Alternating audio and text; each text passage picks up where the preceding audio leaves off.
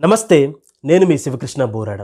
British వారి యొక్క ఆగడాలను అరికట్టేందుకు గాను భారతీయుల్లో ఉద్యమ స్ఫూర్తి నింపినటువంటి మొదటి తరం నాయకుల్లో ఒకరు, అలానే లాల్ బాల్ పాల్ త్రయంలో ఒకరైనటువంటి మహాత్ముడు బాలగంగాధర్ తిలక్ గారు. ఆయన యొక్క జీవితం నేటి తరానికి ఖచ్చితంగా తెలియజేయాలి. ఎందుకంటే ఆయన ఎన్నో సందర్భాల్లో విద్య వల్లనే మనిషిలో విజ్ఞానం పెరుగుతుందని చెప్పేసి, అలానే స్వతంత్రం అనేది మనకి జన్మ హక్కు, అది ఎవడో ఇచ్చేది కాదు, ఎవడో వేసే భిక్ష కాదు, స్వతంత్రం అనేది పుట్టుకతో మనకు లభించిన హక్కు అని, స్వరాజ్యం నా జన్మ హక్కు అని చెప్పినటువంటి లోకమాన్య బాలగంగాధర్ తిలక్ గారి జీవితాన్ని నేటి తరానికి ఖచ్చితంగా తెలియజేయాలి. తన యొక్క నడవడిక వల్ల, తన యొక్క దేశభక్తి వల్ల భారతీయులందరి చేత కూడా గౌరవాన్ని అందుకున్నటువంటి గొప్ప వ్యక్తి లోకమాన్య బాలగంగాధర్ తిలక్ గారు. స్వతంత్రాన్ని సంపాదించుకోవాలంటే భారతీయులందరూ కూడా ఏకమవ్వాలని చెప్పి, అలానే ఎక్కడ ఏ సందర్భం వచ్చినా సరే అందరూ కూడా దేశభక్తిని పెంపొందించుకొని బ్రిటిషర్స్ బ్రిటిషర్స్కి వ్యతిరేకంగా పోరాటాలు చేయాలని చెప్పినటువంటి మహానుభావుడు లోకమాన్య బాలగంగాధర్ తిలక్ గారు. అప్పటి పరిస్థితుల్లో భారతీయులు ఎవరు కూడా ఒక చోట చేరడం కానీ, లేదంటే ఉద్యమాలు ఏవైనా సరే నిర్వహించడం కానీ, ఇలాంటివి ఏమైనా చేస్తుంటే బ్రిటిషర్స్ అత్యంత కిరాతకంగా వారి పట్ల ప్రవర్తించేవారు.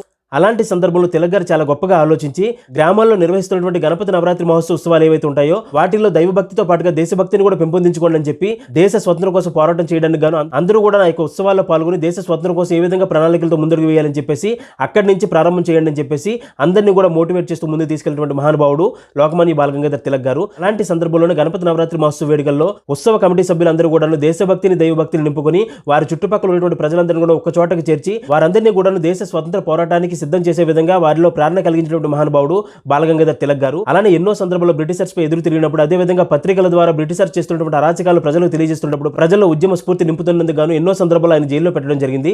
అలా జైల్లో ఉన్నటువంటి సందర్భంలో భగవద్గీత నిరంతరం కూడా అధ్యయనం చేస్తూ అపారమైనటువంటి ధైర్యాన్ని, అపారమైనటువంటి జ్ఞానాన్ని సంపాదించుకొని జీవిత చివరి క్షణం వరకు కూడా దేశ స్వతంత్రం కోసం, దేశ హితం కోసం పాటుపడినటువంటి మహానుభావుడు లోకమాన్య బాలగంగాధర్ తిలక్ గారు. అలాంటి మహాత్ముని యొక్క జీవితాలు నేటి తరం పిల్లలకు ఖచ్చితంగా చిన్నతనం నుంచి తెలియజేద్దాం. ధన్యవాదాలు. జై హింద్.